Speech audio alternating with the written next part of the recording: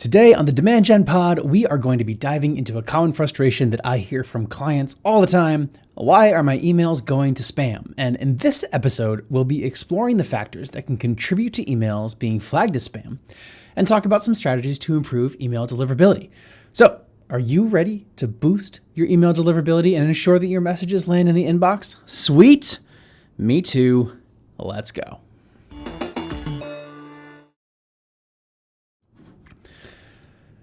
Welcome everybody, my name is Ryan. Emails end up in the spam folder due to various factors. Things like spam filters, which to be honest, to a degree we can't control. Sender reputation, which also to a degree we can't control actually. And also email content, which we certainly can control. Negative consequences of having your emails marked as spam, reduced open rates, decreased engagement, potential for damage to brand reputation, all of that stuff is bad. But spam filters, let's start there. Analyze email content, they analyze the sender reputation and other factors to determine spam status. And factors contributing to emails being flagged as spam can include excessive use of certain words, lack of sender authentication, and previous spam reports. And businesses can improve deliverability by following simple best practices like using reputable service providers and removing spammy language from their emails. With sender reputation, it plays a really crucial role in deliverability, and positive reputation can increase the chances of reaching the inbox. Best practices for improving your sender reputation include sending emails consistently, managing things like bounce rates and trying to remove emails that are going to bounce before they even bounce, and reducing complaints. The reducing complaints part is theoretically pretty simple. Don't send emails to people who don't want to receive them. Implementing authentication requires techniques like SPF, DKIM, and DMARC, and that can help to identify sender identity and also reduces chances of emails being marked as spam. So the very first thing that I tend to do when somebody says my emails are not going or are not getting delivered consistently is look at those SPF files, the DKIM and the DMARC. Kind of technical, and if you're working with an email consulting team, they could certainly help you in this area, but that's the very first place to look. Assuming that that's all fine, because that's the technical side, the other thing that you want to consider is the content that you have inside of your email and the subject line. So things like emojis and exclamation points, and then there are trigger words, things like free. There's a whole list of them that I totally could have prepared for you, but I didn't, so you'll just have to trust me on it. Feel free to look them up. But all of these different keywords can act as triggers for spam filters, and so they can see things like get yours free now, lots of exclamation points, things in all capital letters, so subject lines that are all caps. That can hurt you too. Things like that are easy ways to start to identify, just to check these things off the boxes. So do we have subject lines that look like that? What does our email content look like? Is our branding consistent? Are the people that we're sending it to consistent? Are we sending on a consistent basis, let alone who we're sending to? So are you sending to the same people and adding new people every time? Or are you consistent and sending different emails to different groups of people within certain timeframes? Those timeframes don't necessarily have a number on them, but if you were to send an email, say only once every 3 months, and you have all capital letters in the subject line with a whole bunch of exclamation points and a big heart emoji at the end of it, odds aren't super great that the deliverability is going to be very high. The problem is that when you start to have poor deliverability, it only gets worse the longer that you wait to try to fix it.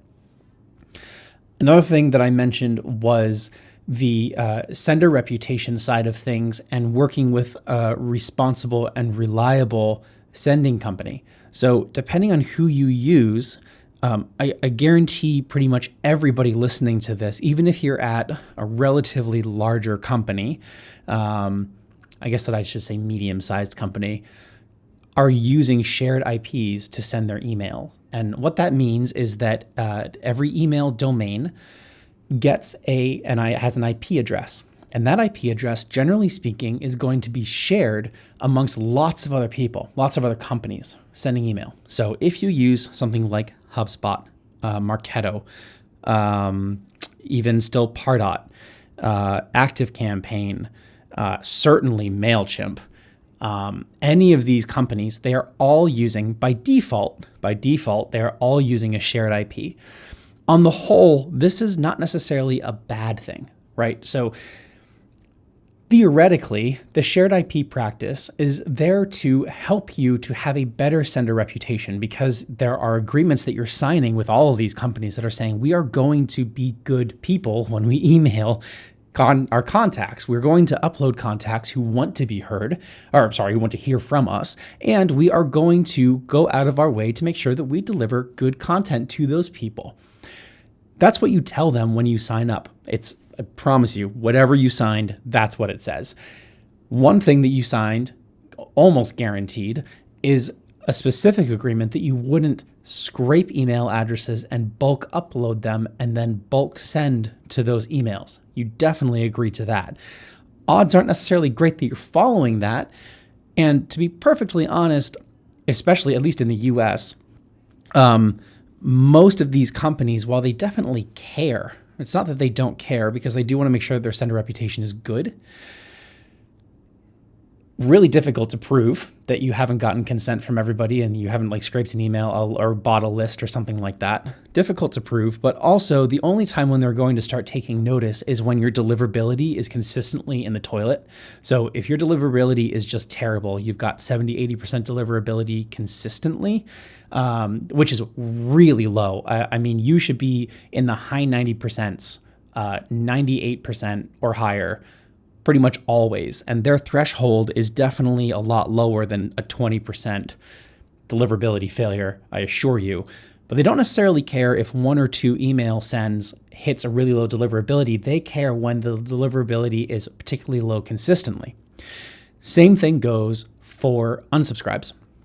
When you have a bulk large number of people who are unsubscribing for every single email send, it looks really bad, because traditionally unsubscribe rates are less than 1%. So when you have a larger unsubscribe rate, and here the threshold's much lower, so just a few percent consistently, that looks pretty terrible, and they are going to be monitoring that and they might flag it. Generally speaking, I don't think that any platform is going to throw you off. They'll probably give you warnings or a couple of warnings before they do. But what this can translate to across all of these platforms is that you will inevitably and eventually start hurting that shared IP, and the platform does not want that to happen. Nobody does, to be honest. So you can avoid having a poor sender reputation yourself by using those suggestions that I've given you. What happens, though, when you think that you are being effectively victimized by using a shared IP that somebody else may be using kind of nefariously, I guess? Well, a poor choice of word, but that somebody else is maybe abusing, okay? What happens? Well, the first thing you can do, if you have kind of checked all these other boxes, to say, listen, our deliverability looks really low, but our unsubscribes are also really low, and we are consistent in emailing people. We've checked all of these various technical checkboxes to make sure that we have all of our ducks in a row on a technical level. And we are confident that the people who we are emailing want to hear from us, but we are still seeing low deliverability.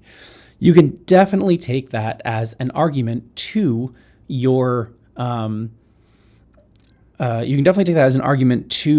platform provider, your email provider, to say, listen, we think that there's a problem with the shared IP and we would like to be moved to a new one. And they will do that for you. And we have seen several times, I've personally seen several times this happen. You have a company who's doing everything they're supposed to be doing. They have horrible deliverability. We go through all of these checkboxes to make sure that they're doing exactly what they're supposed to be doing on a technical framework level. We've implemented everything that we need to implement correctly. They're using their own domain. They have their DKIM signed. They have their SPF signed. All of these things are behaving. They have the certificates that they need, and they still have poor deliverability. We have turned around and gone to Pardot, for example, and we have said, this is a problem and we would like to find a solution. And they typically will move you over to a new shared IP, and that will be that will help you to fix it. Okay, with that said, why shared IP versus a dedicated IP, and what does that mean? How do I get there? I'm going to tell you right now, odds are pretty good that you're never going to get there.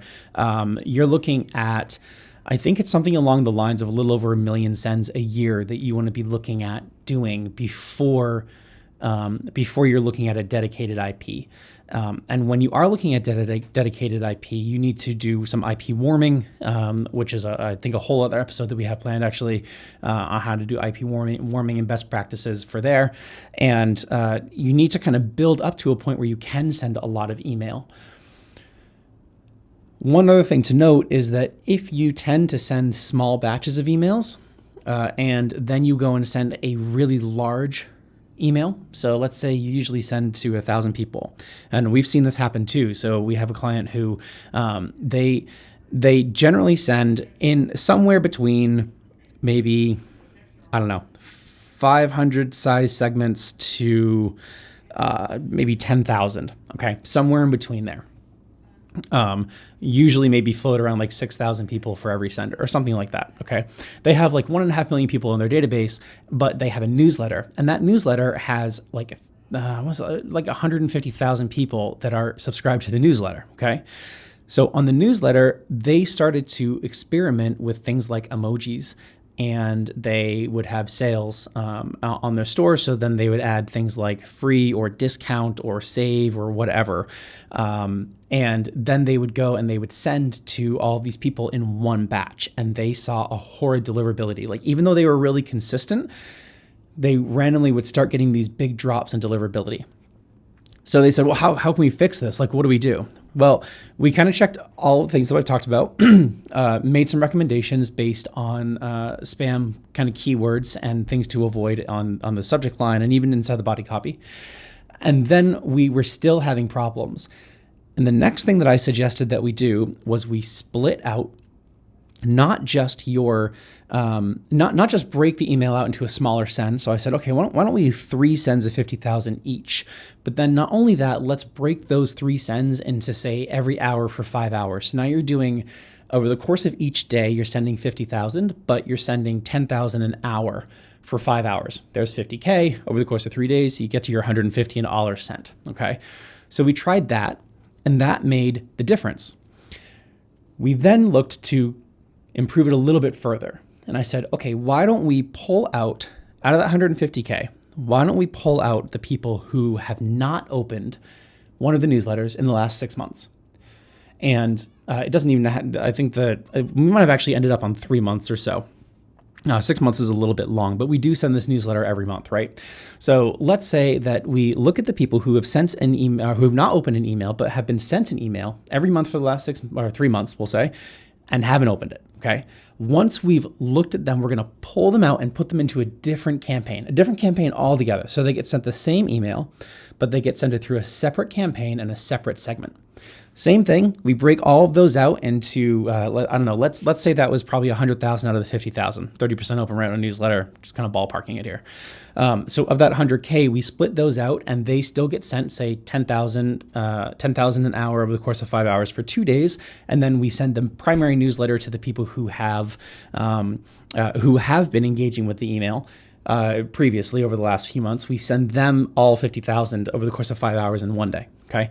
That brought our deliverability all the way back up to like 99.5% from, I think that we were experienced at like 92%. I mean, it was really, really bad. 8% of 150,000 is pretty terrible. So we saw a massive increase, and that's what fixed it. And I thought that was pretty wild. So email deliverability is really crucial. It's really important when you are starting to see problems to figure out and fix them promptly. Those key factors are going to include the spam filters, which again, we don't have no control over it. We have some control over it, but just maybe not a lot, but there are some ways to get around it, like I mentioned. That sender reputation, if you think that you might have a problem with the sender reputation, could be related to the shared IP, not just you specifically. Email content, your list quality, and then the engagement of the people who you're sending to. So if you do find that you're having a poor deliverability, you can also start pulling out the people who have engaged versus the people who have not been engaging, separate them, send them the same email through 2 different programs, and see if that improves your deliverability on the engaged side at a minimum versus your unengaged side, and see if you can see any differences there. I hope this has been helpful. Good luck implementing all those authentication techniques and working on your list hygiene. If I can answer any questions, definitely let me know. I also, please don't forget to subscribe if you could. It's always great to hear from you. You can reach out to me at hello@demandgenpod.com. My name is Ryan, and I will see you next time.